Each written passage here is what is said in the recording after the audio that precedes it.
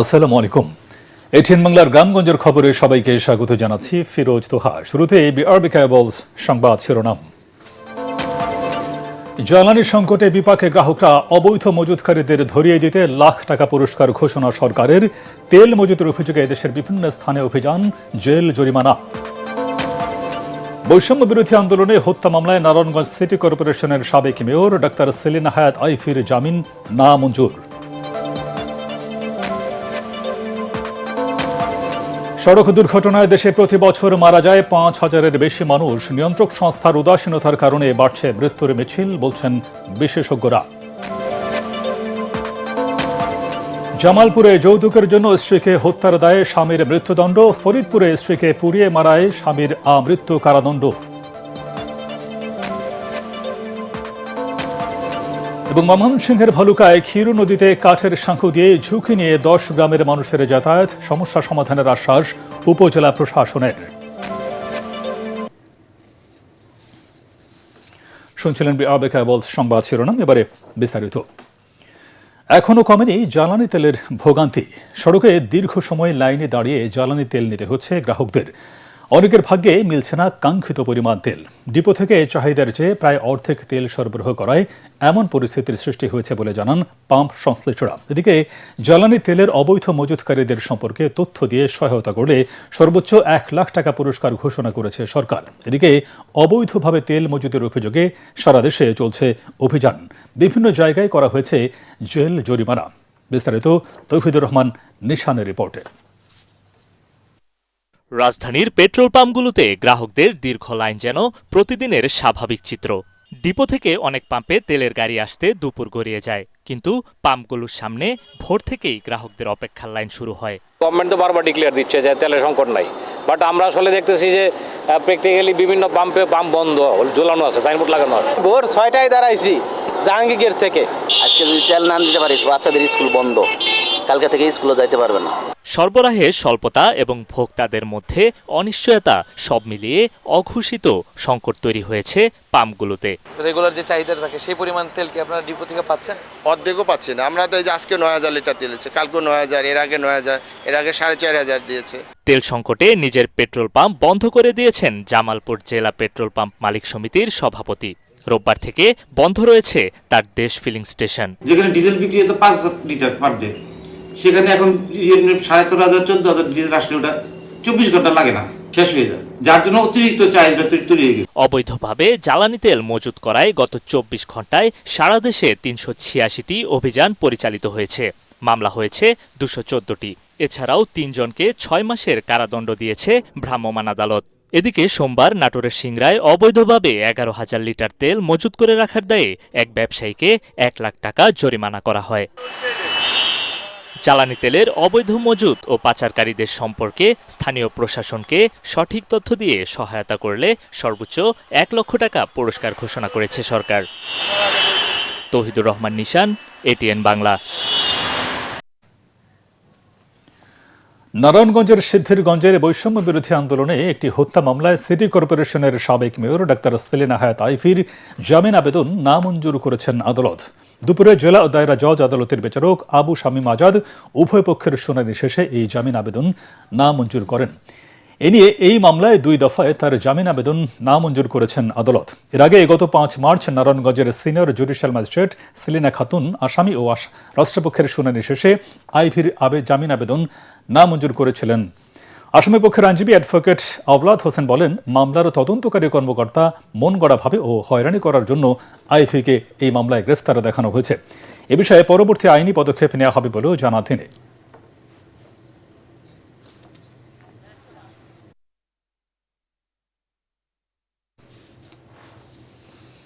Pabna chamber of commerce and industries PCCI নেতৃবৃন্দ রাষ্ট্রপতি মোহাম্মদ শাহাবুদ্দিনের সঙ্গে সাক্ষাৎ করেছেন। দুপুরে পাবনা সার্কিট হাউসে সাক্ষাৎকালে পাবনা চেম্বারের সভাপতি ফোরকান রেজা বিশ্বাস বাদশার নেতৃত্বে সংগঠনটির সহসভাপতি এবং পরিচালকগণ উপস্থিত ছিলেন। এ সময় তারা পাবনায় ৫,০০০ লোকের কর্মসংস্থান সৃষ্টির উদ্যোগ সহ সংগঠনটির সার্বিক কর্মকাণ্ড বিষয়ে রাষ্ট্রপতিকে অবহিত করেন। রাষ্ট্রপতি সংগঠনটির কার্যক্রমে সন্তোষ প্রকাশ করেন এবং পাবনার সম্পদ ও সম্ভাবনাকে কাজে লাগানোর আহ্বান জানান। এর আগে পাবনার ঈশ্বরদী প্রেস ক্লাবের সভাপতি আব্দুল মান্নান টিপুর নেতৃত্বে সাংবাদিকদের একটি প্রতিনিধি দল রাষ্ট্রপতির সঙ্গে সৌজন্য সাক্ষাৎ করেন। ঈদ এলেই বাড়ে সড়কে দুর্ঘটনার সংখ্যা, বেড়ে যায় হতাহতের সংখ্যাও। শুধুমাত্র এবারের ঈদের আগে ও পরে 12 দিনে 373টি সড়ক দুর্ঘটনায় মারা গেছেন 3 শতাধিক মানুষ। পরিসংখ্যান বলছে দেশে সড়ক দুর্ঘটনায় প্রতি বছর 5,000-এর বেশি মানুষ মারা যায়। আর্থিক ক্ষয়ক্ষতির পরিমাণ বছরে প্রায় 5,000 কোটি টাকা, যা জিডিপির 2 ভাগ। বিশেষজ্ঞরা বলছেন সরকার ও নিয়ন্ত্রক সংস্থার উদাসীনতায় বাড়ছে মৃত্যুর মিছিল। তরিক ইসলামের রিপোর্ট। ঈদের সড়ক, রেল কিংবা নৌপথে দুর্ঘটনার এমন চিত্র যেন নৈমিত্তিক ব্যাপার। এবারের ঈদযাত্রায় কুমিল্লায় বাস ট্রেনের সংঘর্ষ এবং পাটুরিয়ায় বাস নদীতে পড়ে মানুষের মর্মান্তিক মৃত্যুর ঘটনা ঘটেছে। ঈদের আনন্দ মুহূর্তেই পরিণত হয় বিষাদে। প্রতিটি দুর্ঘটনার পর গঠিত হয় তদন্ত কমিটি, অথচ বন্ধ হয় না মৃত্যুর মিছিল। রোড সেফটি ফাউন্ডেশন বলছে সরকার ও নিয়ন্ত্রক সংস্থার উদাসীনতায় বাড়ছে দুর্ঘটনার সংখ্যা। বাংলাদেশে মেয়াদ উত্তীর্ণ যানবাহনের মোটরযানের সংখ্যা আছে 5 লক্ষ। এর মধ্যে 70,000 বাস এবং ট্রাক আছে এবং এইগুলোর 70% আবার চলাচল করে। এখন এই সমস্ত যানবাহনকে সড়ক থেকে প্রত্যাহার করতে হবে, চলাচল বন্ধ করতে হবে। এগুলো খুব কঠোর সিদ্ধান্ত নিতে হবে সরকারকে। কিন্তু সরকার যখন সিদ্ধান্ত গ্রহণ করে তখন পরিবহন মালিক সমিতি, শ্রমিক সংগঠনগুলো আপত্তি জানায়, তারা বাধা দেয় এবং সরকার নথি স্বীকার করে। কিন্তু নথি স্বীকার করা তো সরকারের কাজ না। এদিকে সড়কের বিশৃঙ্খলা রোধ ও দুর্ঘটনা কমাতে সরকারকে কঠোর হওয়ার পরামর্শ বুয়েটের বিশেষজ্ঞের।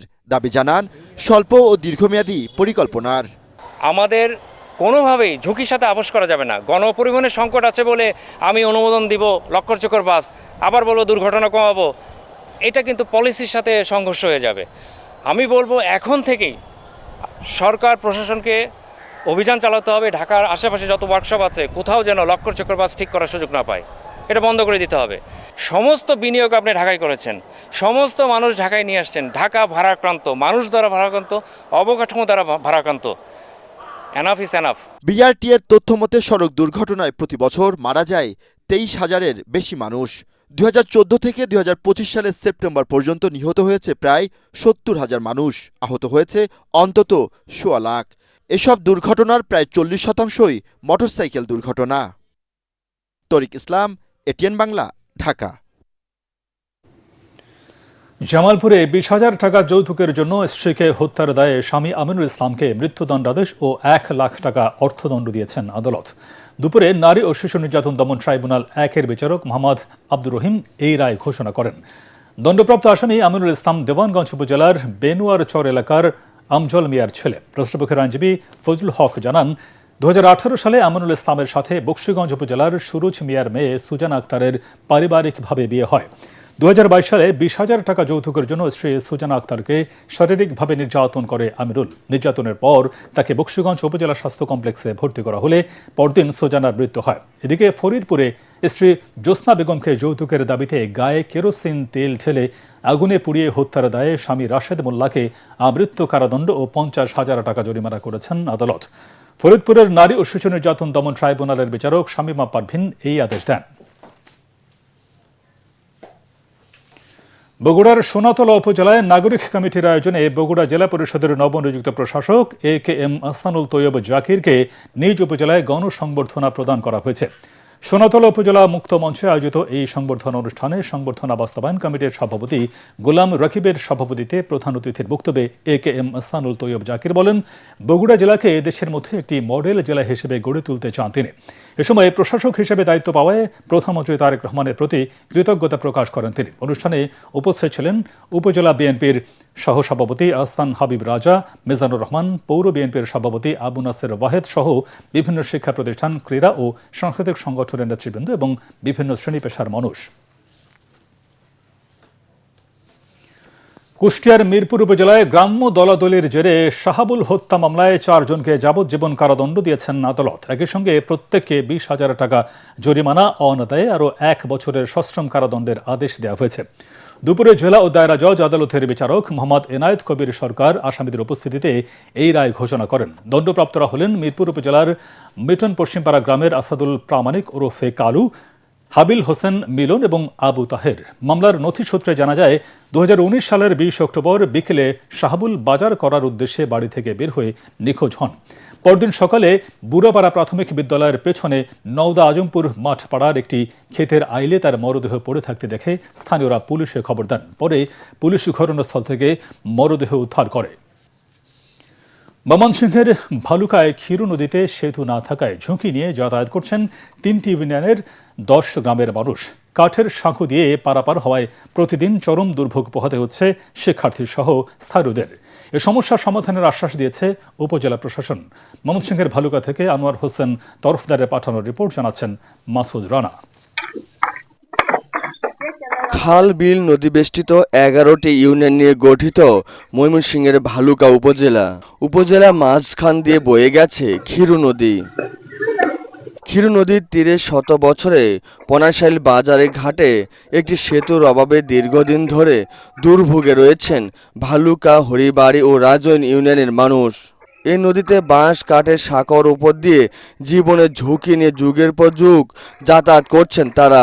এই এলাকাটা বিরাট এক জনবহুল এলাকা। এমর হয়েছে 11 নং রাজু ইউনিয়ন, এমর 6 নং ভালুকা ইউনিয়ন। এখানে অনেক লোকজন এখন প্রতি ডেলি চলাফেরা করে। এই ক্ষীর নদীর উপর দিয়ে ব্রিজটা খুবই দ্রুত করা জরুরি, কারণ এখান দিয়ে এই পনাশাইল অনেক মাদ্রাসা আছে, প্লাস স্কুল আছে। বলে কিন্তু আসলে দেয় না, বাইল দেয় আমাদেরকে, বাইল দেয় সবাই, প্রত্যেকটা সরকারে আমাদেরকে বাইলটা যাইতেছে, বাইলটা বুঝায় খালি বুট নেয়, কিন্তু আসলে করে না। সরকারের কাছে আকুল আবেদন যে বালুকার মধ্যে, শিল্প এলাকার মধ্যে এই ব্রিজটা অতি তাড়াতাড়ি করার প্রয়োজন। এদিকে উপজেলা প্রকৌশলী মাহফুজুর রহমান বলেন, নতুন সেতু তৈরির বিষয়টি স্থানীয় সরকার প্রকৌশল অধিদপ্তরকে জানানো হয়েছে। সংক্রান্ত যে সমস্ত তথ্য লাগে, যে height flood level appraisal format থাকে একটা, বুঝছেন, ব্রিজের বিভিন্ন তথ্য থাকে, লেন্থ কত হবে, তারপরে সর্বোচ্চ বন্যার লেভেল কত, এগুলো যে তথ্যগুলো লাগে এই তথ্যগুলো আমরা পাঠাইছি। ক্ষীর নদীতে একটি সেতু নির্মাণ করা হলে কয়েকটি ইউনিয়নের মানুষের দুর্ভোগ দূর হবে, সেই সাথে যোগাযোগ ও ব্যবসা বাণিজ্যের উন্নয়ন ঘটবে বলে মনে করছেন স্থানীয়রা। Bureau report, ATN Bangla. Sherpur জেলা আইনজীবী সমিতির বার্ষিক নির্বাচনে 13 সদস্যের নির্বাহী পরিষদের সকলেই বিনা প্রতিদ্বন্দ্বিতায় নির্বাচিত হয়েছেন। এতে সভাপতি নির্বাচিত হয়েছেন জেলা বিএনপির সাবেক আহ্বায়ক অ্যাডভোকেট সিরাজুল ইসলাম এবং সাধারণ সম্পাদক হিসেবে জাতীয়তাবাদী আইনজীবী ফোরামের নেতা অ্যাডভোকেট AHM নূরে আলম হীরা নির্বাচিত হয়েছেন। জেলা আইনজীবী সমিতির 2 নম্বর বার ভবনে নির্বাচনী ফলাফল ঘোষণা করেন প্রধান নির্বাচন কমিশনার ও পিপি অ্যাডভোকেট আব্দুল মান্নান। এছাড়া সহ সম্পাদক পদে জাতীয় নাগরিক পার্টি NCP সমর্থিত অ্যাডভোকেট সাব্বির হাসান ও এডিটর পদে জামায়াত সমর্থিত আশিকুজ্জামান বুলবুল নির্বাচিত হয়েছেন। চাঁপাইনবাবগঞ্জের ঘোড়াপখিয়া এলাকা থেকে 9 কেজি 150 গ্রাম গান পাউডার সহ বোমা তৈরির সরঞ্জাম উদ্ধার করেছে র্যাব। ভোররাতে জেলার শিবগঞ্জ উপজেলার ঘোড়াপাখিয়া ইউনিয়নের কুথানিপাড়া গ্রামের একটি আম বাগান থেকে এগুলো উদ্ধার করা হয়। র্যাব জানায়, গোপন সংবাদের ভিত্তিতে হজরত মাস্টারের আম বাগানে অভিযান চালানো হয়। এ সময় 9 কেজি 150 গ্রাম গান পাউডার সদৃশ্য গুড়া ও বোমা তৈরির সরঞ্জাম উদ্ধার করা হয়। এই ঘটনায় শিবগঞ্জ থানায় একটি মামলা দায়ের করা হয়েছে, তবে এই ঘটনায় কাউকে আটক করা সম্ভব হয়নি। জামালপুরে 100 বছরের পুরনো যাতায়াতের রাস্তা অন্যায়ভাবে বন্ধের প্রতিবাদে সংবাদ সম্মেলন করেছে ভুক্তভোগী এলাকাবাসী। দুপুরে পৌর শহরের বেলচা পুলিশ এলাকায় এই সংবাদ সম্মেলন করেন ভুক্তভোগীরা। এ সময় এলাকাবাসীর পক্ষে বক্তব্য রাখেন মোফাজ্জল হোসেন, মোতালেব হোসেন, আব্দুল মজিদ ও আব্দুল সত্তার। এ সময় বক্তারা অভিযোগ করেন, পারিবারিক বিরোধের জেরে প্রতিবেশী কবির হোসেন শেখ, ইকবাল হোসেন তিব্বত ও আলমগীর হোসেন সরকারি রেকর্ডভুক্ত রাস্তার উপর দেয়াল নির্মাণ ও বালু ফেলে বন্ধ করে দিয়েছে। চলাচলের একমাত্র রাস্তা বন্ধ করে দেয় 20টি পরিবার অবরুদ্ধ হয়ে চরম ভোগান্তিতে পড়েছে। এতে স্কুল, কলেজ ও মসজিদে যেতে পারছেন না তারা। অবরুদ্ধ পরিবারগুলো রাস্তা অবমুক্ত করতে প্রশাসনের সহায়তা চেয়েছে। শেরপুরের নালিতাবাড়িতে স্বাস্থ্য বিভাগের অনুমোদন না নিয়ে সিজারিয়ান অপারেশন সহ সব ধরনের কার্যক্রম পরিচালনার অপরাধে মায়ান জেনারেল হাসপাতাল নামে একটি বেসরকারি হাসপাতাল সিলগালা করেছে জেলা স্বাস্থ্য বিভাগ। নালিতাবাড়ি পৌর শহরে অবস্থিত ওই হাসপাতালটি সিলগালা করা হয়। স্থানীয়রা জানায়, বেশ কিছুদিন যাবৎ পৌর শহরের উত্তর বাজারের একটি ভবন ভাড়া নিয়ে মায়ান জেনারেল হাসপাতাল নামে একটি বেসরকারি হাসপাতাল পরিচালনা করে আসছিলেন নির্লভ হাসান মিন্টু নামে এক ব্যক্তি অনুমোদনহীন এই হাসপাতালে সিজারিয়ান অপারেশন সহ অন্যান্য চিকিৎসা সেবা কার্যক্রম চালানো হচ্ছিল। এমন অভিযোগের প্রেক্ষিতে জেলা স্বাস্থ্য বিভাগ ওই হাসপাতালে ভ্রাম্যমাণ আদালতের অভিযান পরিচালনা করেন। এর আগে গত শুক্রবার বিকেলে আকলিমা বেগম নামে এক প্রসূতিকে সিজার করা হলে একটু পরেই তিনি অসুস্থ হয়ে পড়েন। পরে দ্রুত তাকে ময়মনসিংহের প্রান্ত এবং পরে নেক্সাস হাসপাতালে নেওয়া হলে চিকিৎসাধীন অবস্থায় শনিবার সন্ধ্যায় তার মৃত্যু হয়। দেখার আমন্ত্রণ জানিয়ে এখনকার মতো শেষ করছি। আর ATN বাংলার সংবাদ ইউটিউব দেখতে ব্রাউজ করুন youtube/ATN বাংলা নিউজ। ধন্যবাদ সবাইকে।